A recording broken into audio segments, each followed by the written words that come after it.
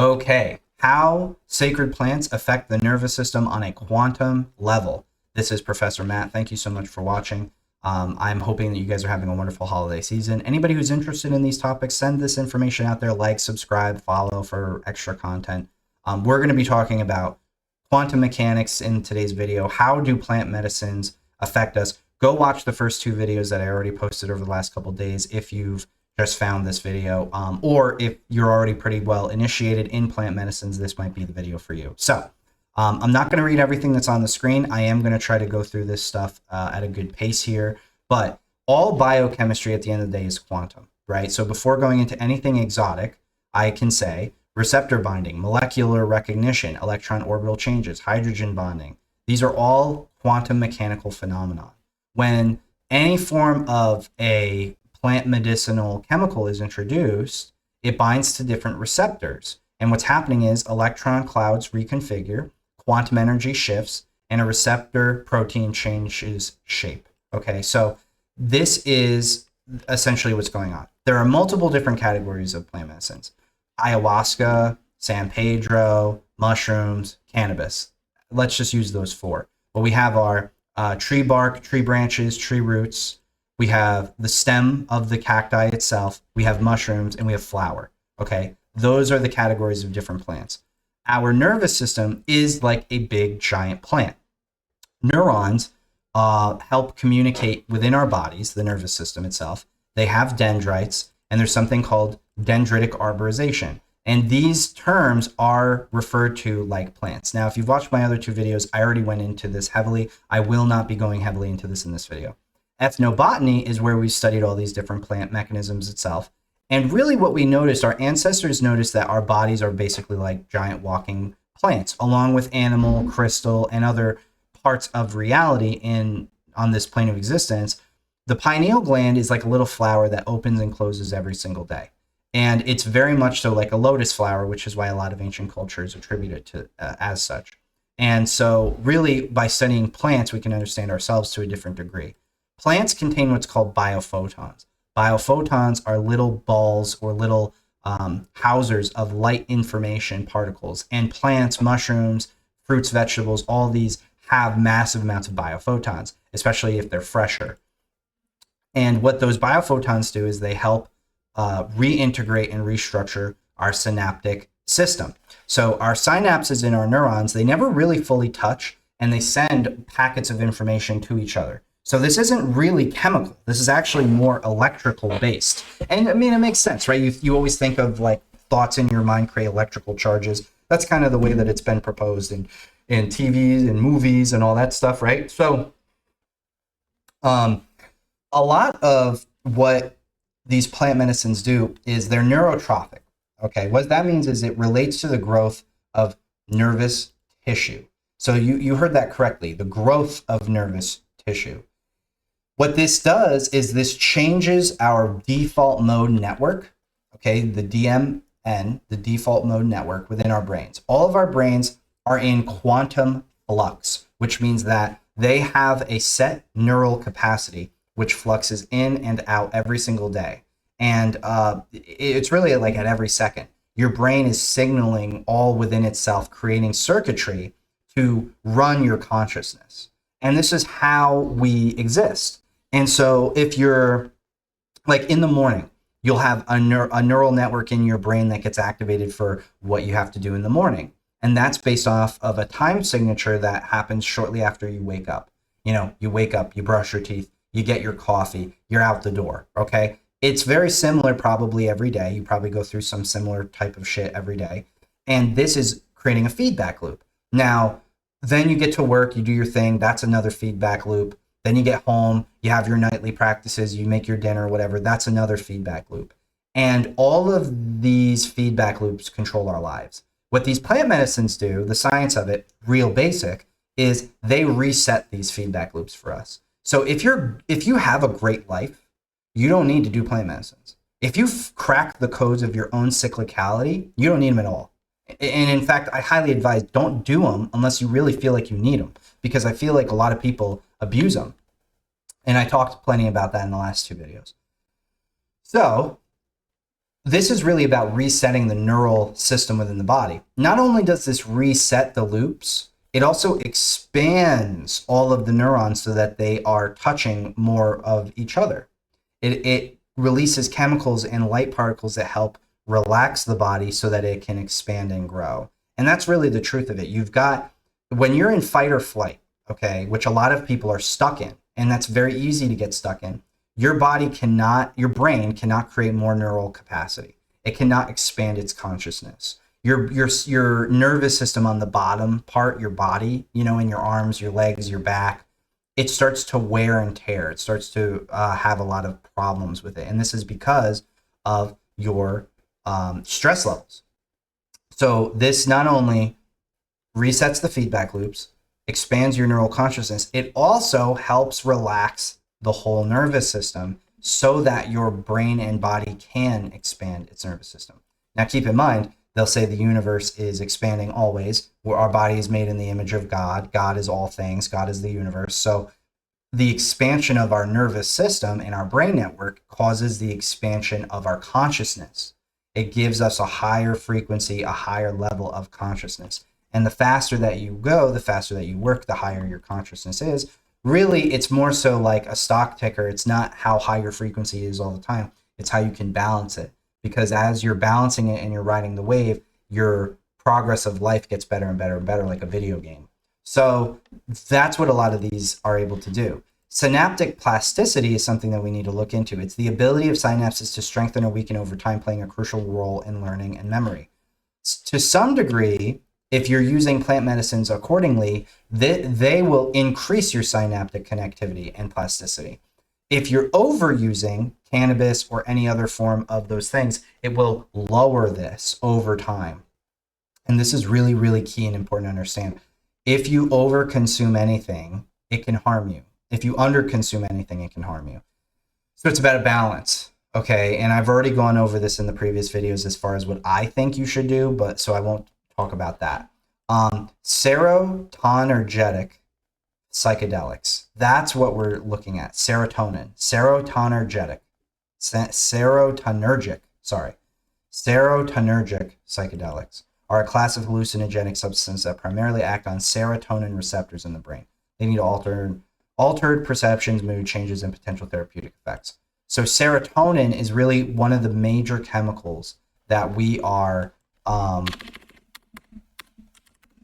manipulating here within the body. Okay, so now what is serotonin? What does it do?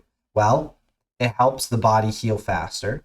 It helps bone health, mood regulation, sleep, sexual function, nausea. What do all of those have in common? They all have to do with the nervous system. All of those things, including the blood clotting and the bone health. So what this does is it doesn't give us serotonin. It helps us reset our serotonin system. And that serotonin is one of the major chemicals like oxytocin, dopamine, endorphins are another one, the tryptamines like melatonin. These are all created within our mind. And they're the major building blocks and chemicals of how we respond and react to things. Serotonin also plays a major role in our synapses. Serotonin is one of the major contributors in synaptic communication. As you can see here, serotonin in the central nervous system. Serotonin is one of the major chemicals that does actually get sent through those synapses, not just the electrical impulses and signaling, because it's mainly that, but it's also got biochemicals. Serotonin is one of them. So when we can manipulate our serotonin system so that it gets better regulated, then we can actually have a better life. Endocannabinoid system. This is a big one, okay? A lot of people overlook this, but here's the reality. Our endocannabinoid system does not function properly. I'm going to say that one more time.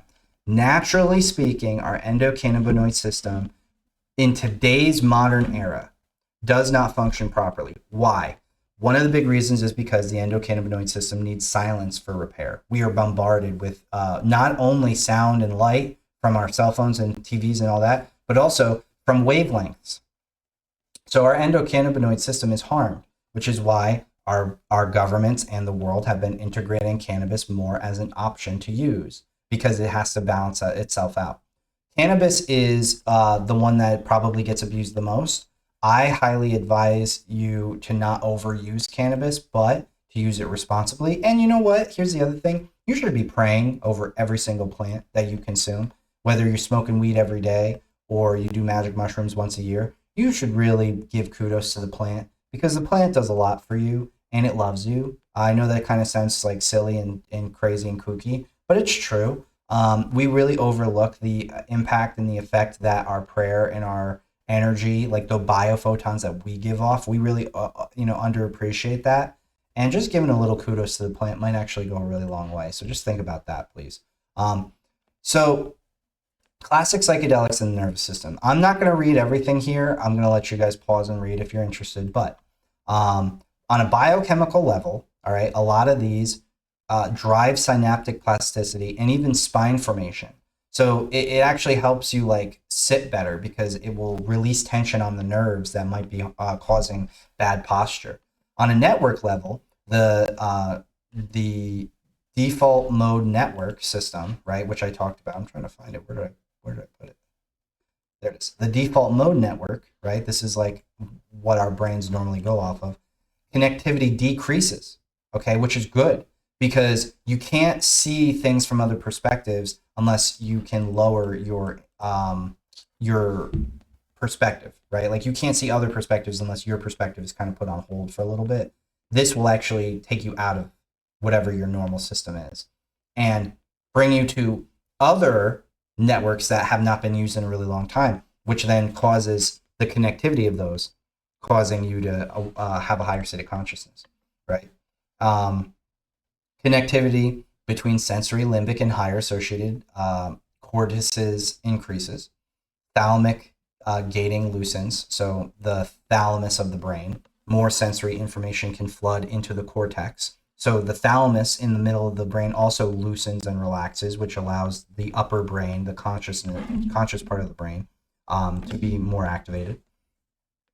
Brain entropy, more diverse and flexible activity patterns. Very cool. Plasticity and critical period reopening. So this also, again, helps these critical points where the neurons are ready to basically open more like flowers. And this allows that plasticity. This allows that ability for those neurons to open and bridge more and try to, again, hold hands. That's the way I like to think about it. Ayahuasca. Let's talk about ayahuasca specifically real quick. It promotes neurogenesis. Okay, stimulates neuroprogenitor cell proliferation. In other words, it proliferates stem cells within the mind. So proliferation is not creation. Proliferation is essentially turning on neurons that were turned off. And you've actually got a lot of neurons turned off in your brain. We all do. So this helps turn on other neurons, which you might not be normally using to help integrate into that new system. This is why people have a lot of spiritual breakthroughs on plant medicines like these. Cannabis, okay? THC binds, okay, to the receptors that we have in the endocannabinoid system. Neural circuit effects, right? This is a lot of like, scientific jargon, but basically it helps reshape your inner neural bodily system, which is why I think a lot of people like it. It's not as psychedelic as the other plants, right? Like nobody smokes weed to like hallucinate. Cannabis is a modulator of the brain's built-in regulatory system, but continuous THC bombardment can distort that regulation at both receptor and network levels. We've all felt this if you've smoked a lot of weed for a long period of time and then you stop. You know exactly what that feels like. It's painful. Where quantum nervous system language is legit versus speculative. Legit grounded points that we can say. All receptor interactions are governed by quantum mechanics. The brain's biophoton emissions, oscillations, and fields are affected by psychoactive compounds. That is measurable. Psychedelics clearly change distribution of energy across brain networks, patterns of information flow, entropy, and landscape of brain states. More speculative.